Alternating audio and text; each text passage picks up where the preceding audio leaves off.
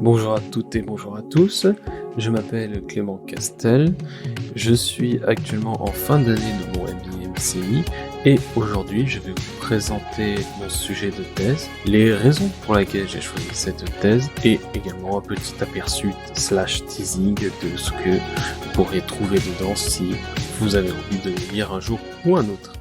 Comme vous le savez peut-être, chaque étudiant en MBA doit présenter à la fin de l'année une thèse professionnelle qu'il aura travaillé justement tout au long de sa scolarité pour la présenter à son jury et ainsi pouvoir valider son année.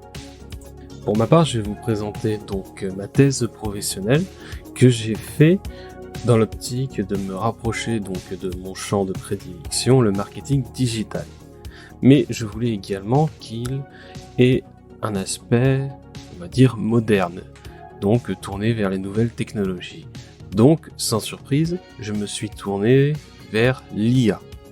Mais je ne voulais pas juste parler de l'IA et du marketing digital et comment on améliore une productivité, comment on enlève certains inconvénients, etc., etc.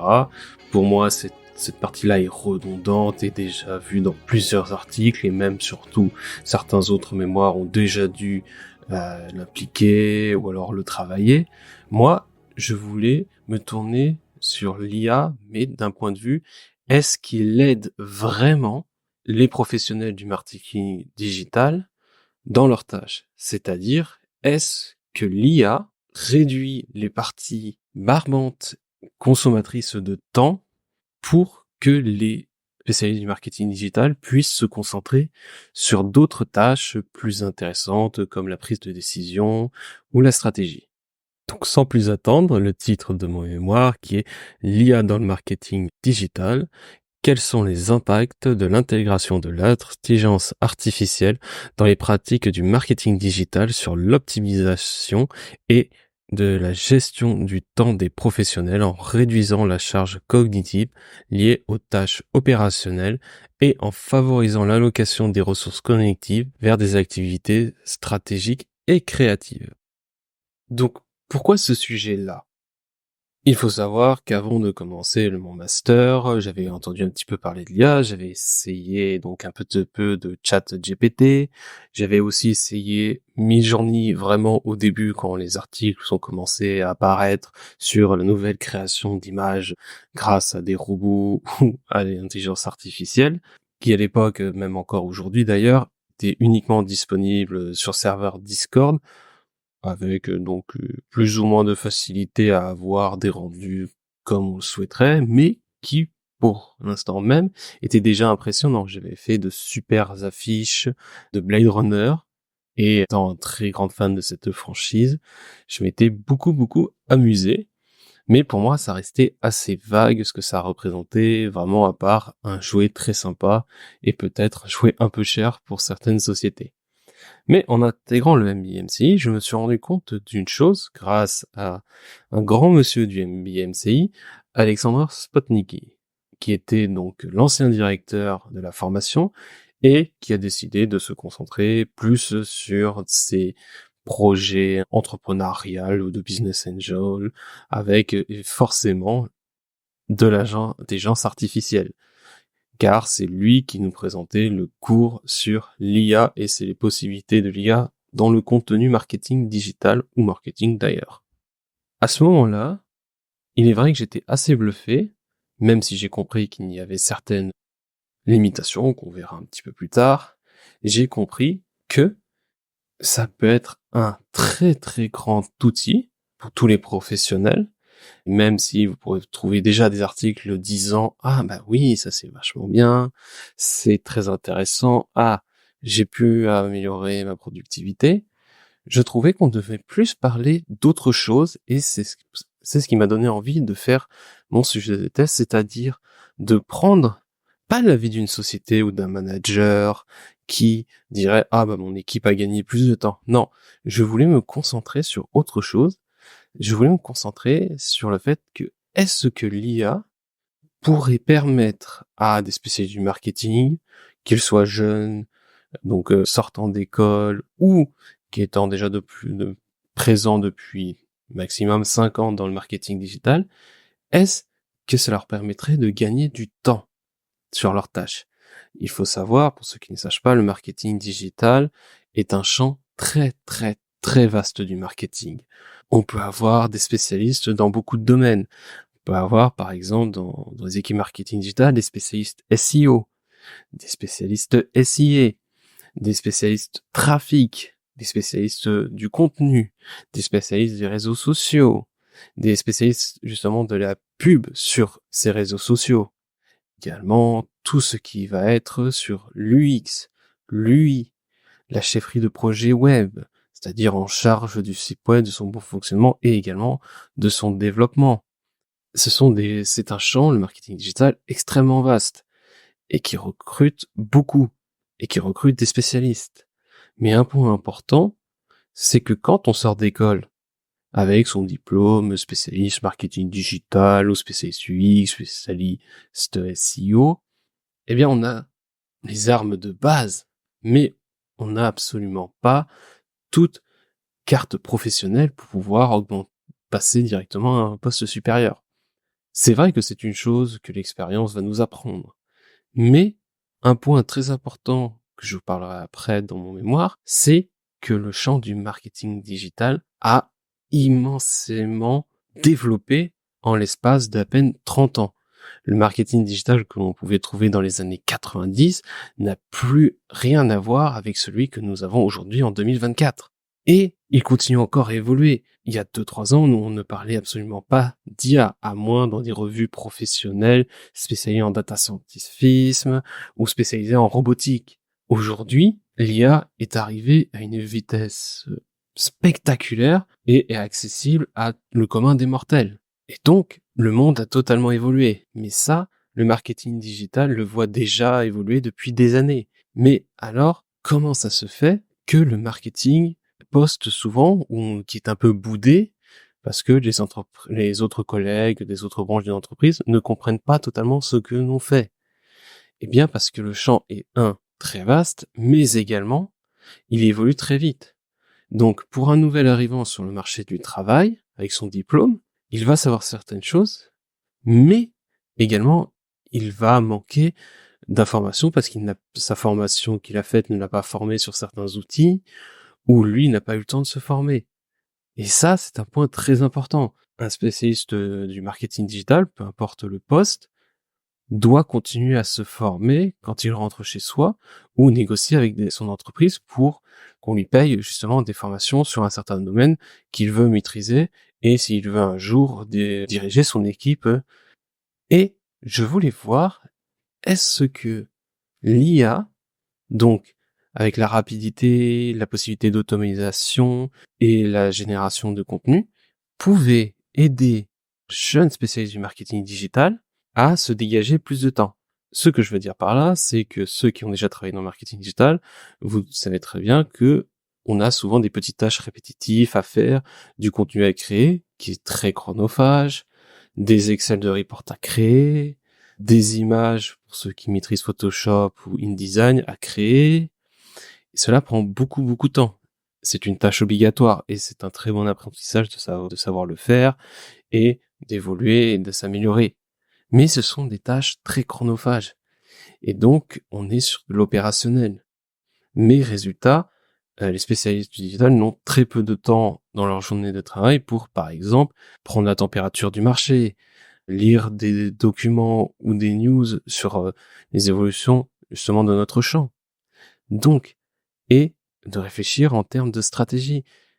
Comment je peux espérer avoir un poste supérieur si je ne suis pas capable de faire une stratégie marketing digital?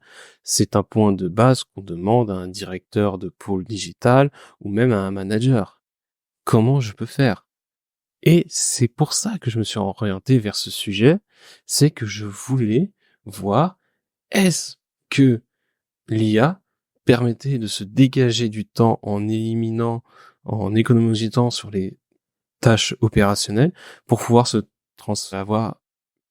pour pouvoir passer plus de temps sur des idées stratégiques ou de la formation ou justement des tâches à plus forte valeur ajoutée pour l'entreprise. Donc, j'ai commencé par une introduction. C'est quelque chose de très simple qui permettait de poser le sujet, mais surtout, j'ai voulu commencer par la contextualisation de mon sujet, c'est-à-dire tout ce qui va être l'évolution du marketing digital durant toutes ces, on va dire, 30 dernières années, grosso modo, depuis sa création à son implémentation dans les grandes entreprises, ou plus petites d'ailleurs. Cela a permis donc de me renseigner plus sur mon métier, ce qu'il représentait avant, et toute l'évolution qu'il a eue durant ces années. Et pour moi, ça a été une grande force de me replonger dans son histoire et également de faire un tour d'horizon pour tous les non-connaisseurs sur ce métier. Mais également, j'ai voulu faire un point sur l'IA. L'IA qui est un sujet assez ou relativement récent dans le monde de l'entreprise ou des particuliers, et comment il a commencé à monter en puissance, comment il a commencé à devenir le sujet de conversation dans les bureaux. Ah non, moi je n'aime pas, ah moi si j'adore, je fais que l'utiliser. Les entreprises disaient non, c'est interdit, vous n'allez pas pouvoir utiliser, vous n'allez pas pouvoir en apprécier les capacités, mais surtout ça risque de faire une fuite d'informations, ça risque de compromettre la sécurité de nos données, ou tout simplement des fois des entreprises qui disaient un non catégorique et qui s'en fichaient de voir un nouvel outil puissant qui pourrait améliorer la productivité des employés. Même si c'est un sujet que je n'ai pas voulu aborder dans ce mémoire, il va revenir quand même de temps en temps, car le gain est très net. Tous les employés que j'ai interrogés me donnent ce même avis, c'est un gain très net de productivité. Avec toutes les tâches qui les, entre guillemets, emmerdaient, diminuer de facilement soit la moitié, soit au minimum d'un quart de leur temps passé au bureau. Mais je voulais aussi exprimer la problématique des employés du digitaux. Qu'est-ce qu'ils avaient besoin? À l'heure actuelle, sans penser à l'IA, qu'est-ce qu'ils avaient besoin? Qu'est-ce qu'ils savaient ou qu'ils pensaient pour améliorer leur travail en termes de tâches, pas en termes de conditions, mais en termes de tâches, quels outils ils auraient besoin? Qu'est-ce qu'il leur fallait? Qu'est-ce qui les embêtait dans leur travail? Qu'est-ce qu'ils avaient besoin pour être plus productifs? Et je voulais aussi poser la problématique, comment l'IA peut répondre à ces besoins? Et est-ce qu'elle peut répondre à ces besoins? Car ceci, c'est un point important. Est-ce que ils ont vu des améliorations? Est-ce qu'ils ont vu une possibilité? Mais surtout, est-ce que l'IA a proposé des outils par rapport à ça? On sait qu'il y a déjà une grosse frénésie sur l'IA, qu'il y avait beaucoup d'outils de création, etc. Mais est-ce que l'IA pouvait remplir tous les besoins du marketing digital? Par exemple, pour les bases de données, on sait que les bases de données, avant de pouvoir les utiliser, c'est-à-dire faire des recherches, etc., il faut les trouver, il faut les nettoyer, il faut les lire, il faut enlever les données non essentielles, et après il faut en faire des conclusions. Et ça prend beaucoup de temps. Et est-ce que l'IA pouvait les aider? Ceci n'est qu'un exemple, il y en a beaucoup d'autres qu'on verra plus tard. Et donc sur ce point, qu'est-ce que j'ai fait? J'ai fait une grosse revue littéraire, c'est-à-dire toute une analyse de à quoi ressemble déjà le marché du marketing digital. Comment il a évolué? Qu'est-ce qui est actuel en 2024? Qu'est-ce qui risque d'arriver dans les années suivantes, jusqu'en 2030? Mais également, quels défis actuels les professionnels du marketing rencontrent? Quelles difficultés ils ont? Et surtout, où en est l'IA dans le marketing digital? Quelles sont les applications actuelles qui sont proposées aux professionnels du marketing digital? Est-ce qu'on va pouvoir répondre à tous les problèmes des entreprises, mais surtout de ses employés? Est-ce qu'on verra de vraies améliorations? Et est-ce que justement l'IA a eu ou aura un impact sur ses employés en termes d'employabilité? Est-ce que quelqu'un qui a de l'expérience en l'IA deviendra plus employable? Est-ce que quelqu'un ne risque pas de perdre son poste à cause de l'IA? Ça, c'est un sujet très important. C'est une des grandes peurs de tous ceux qui sont réfractaires à l'IA, toutes les personnes évidemment extérieures au management. C'est-à-dire, un manager, s'il peut enlever un membre de son équipe et la remplacer par de l'IA, eh bien, ça fait quelqu'un qui est toujours présent, ça fait quelqu'un qui n'est jamais malade, ça fait quelqu'un qui est qui a un travail constant, et surtout, ça fait une ligne en salaire en moins à enlever. Et ça, malheureusement, on l'a vu, beaucoup d'entreprises hors marché français qui sont dans des pays où la politique de l'emploi est, on va dire, beaucoup plus dure. On a vu des entreprises virer jusqu'à un quart de ses effectifs. Ce qui est très très dur. Et même en France. On a des exemples comme Sanofi qui bizarrement a licencié une partie de ses chercheurs.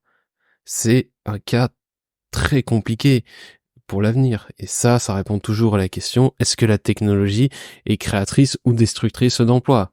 Et ça, c'est un sujet que j'ai travaillé dans mon mémoire.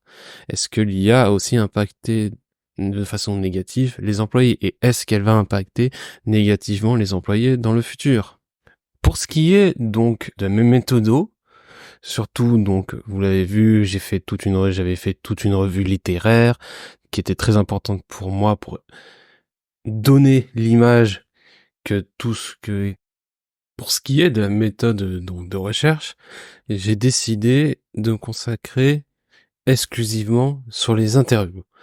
C'est-à-dire que je voulais l'avis de personnes qui avaient ce rôle-là. Le rôle soit de jeunes diplômés, soit de jeunes actifs dans le marketing digital, qui ont encore beaucoup à apprendre et qui ont encore beaucoup à se former et à apprendre.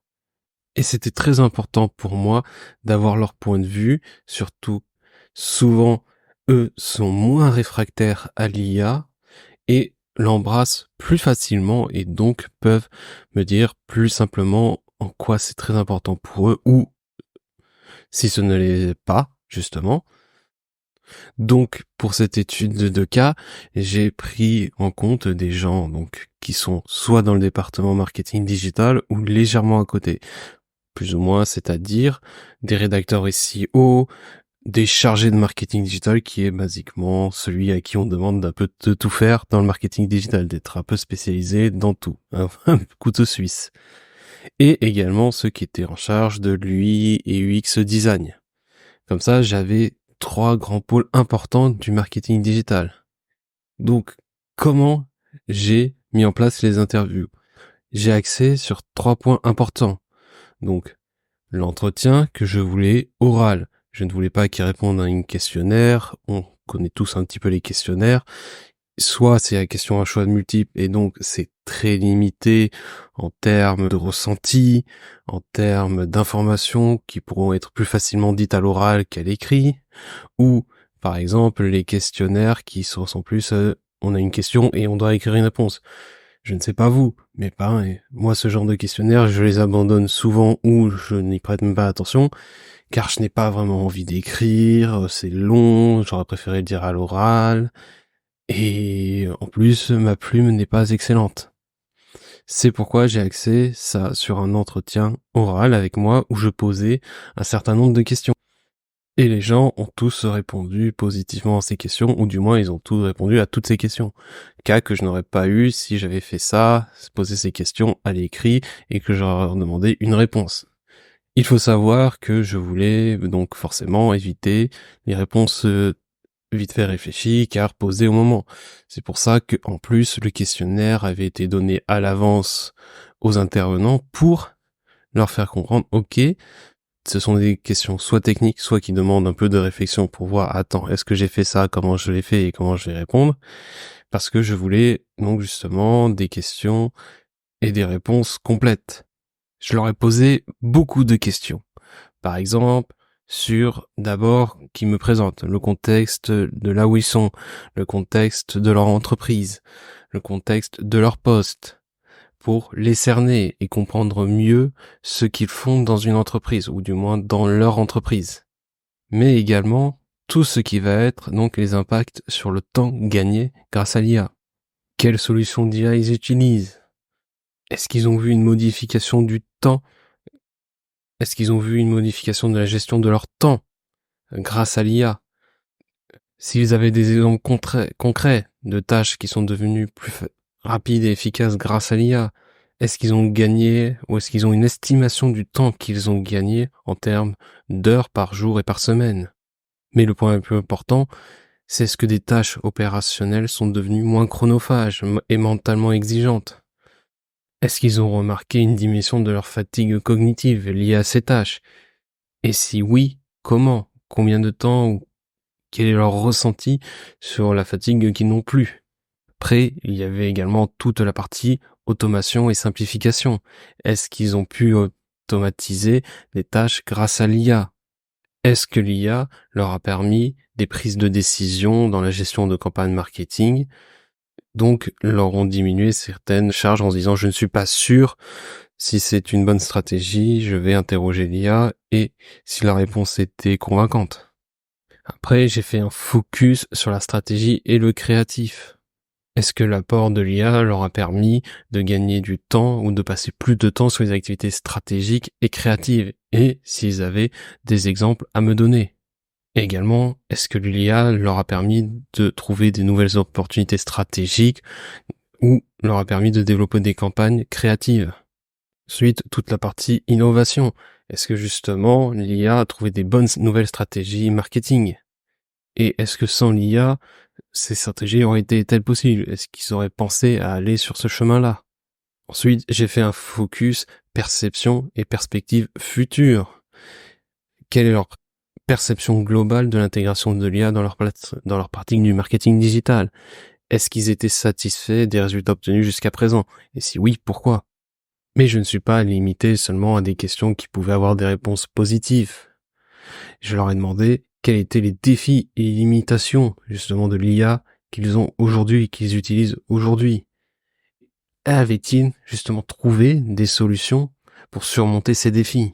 Car le plus important pour moi, c'est de mettre mon travail vers un côté de l'avenir. Qu'est-ce qui pourrait être amélioré? Qu'est-ce qui pourrait être fait? Et dans cette approche vers le futur, je leur ai demandé comment pensez-vous que l'IA va transformer le marketing digital dans les années à venir? Et surtout, quelles sont leurs attentes et leurs espoirs pour l'avenir de l'IA dans leur domaine? Leur poser cette dernière question était importante pour moi parce que ils étaient le sujet principal de ma thèse. Comment l'IA a impacté leur travail ou l'améliorer et qu'est-ce qu'ils aimeraient avoir pour améliorer leurs conditions de travail dans les années futures. Et pour conclure, je leur ai demandé quels conseils ils donneraient à d'autres jeunes professionnels du marketing qui envisageraient d'intégrer l'IA dans leur pratique de tous les jours. Et également, je voulais garder aussi une question ouverte pour leur permettre de me donner des angles que je n'avais pas pensé quand j'ai fait la rédaction de mon plan ou de mes questionnaires ou de ma problématique. C'est s'ils avaient d'autres aspects qu'ils pouvaient aborder ou qu'ils voulaient aborder. Et là, là que j'ai eu les réponses les plus intéressantes sur l'avenir et comment je pouvais ouvrir ma conclusion de mon papier sur l'avenir de l'IA. Ce papier a été pour moi un peu challengeant, comme je l'ai dit, je n'ai pas une grande plume, je peux faire très facilement des recherches et pondre un petit article ou un résumé très concis en donnant des points stratégiques qu'il faut améliorer en termes pour une entreprise, mais j'ai beaucoup aimé ce projet et j'espère que vous aimerez à le lire et je vous conseille également de lire toutes les transcriptions des entretiens. Vous verrez que pour tous les managers qui sont pas sûrs de l'intégration de l'IA ou pour tous les chefs d'entreprise qui disent non, je ne veux pas l'IA, vous verrez qu'il y a des solutions pour générer ou protéger vos données personnelles et vos données d'entreprise pour pas être espionnés par le marché et que les employés, surtout les jeunes employés qui sont très dynamiques, veulent cette intégration pour rendre leur travail déjà moins contraignant et se concentrer sur de nouvelles tâches. C'est une opportunité pour les entreprises, c'est une opportunité pour le travail dans une entreprise et c'est un avenir assez productif qui nous attend, mieux engageant. On risque d'avoir moins de turnover, car les gens trouvent que leur travail a un sens. Ils ne font plus des tâches répétitives. Ils utilisent leur cerveau. Ils n'iront pas voir ailleurs alors qu'ils savent qu'ils sont très bien dans l'entreprise et qu'ils peuvent continuer à se développer. pour moi, c'est un grand sujet d'avenir et c'est un grand sujet qu'il faut continuer à débattre. Il faut continuer à innover pour les entreprises qui créent des outils IA. C'est sûr, il y aura des perturbations sur le marché de l'emploi. Certains métiers vont peut-être disparaître.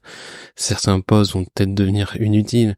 Mais, comme toujours, ça reste la question, est-ce que la technologie détruit l'emploi ou en crée? Merci de m'avoir écouté, c'était Clément Castel. J'espère que ce petit résumé de ma thèse vous donnera envie de la lire. Merci beaucoup, et n'oubliez pas, #MBAMCI.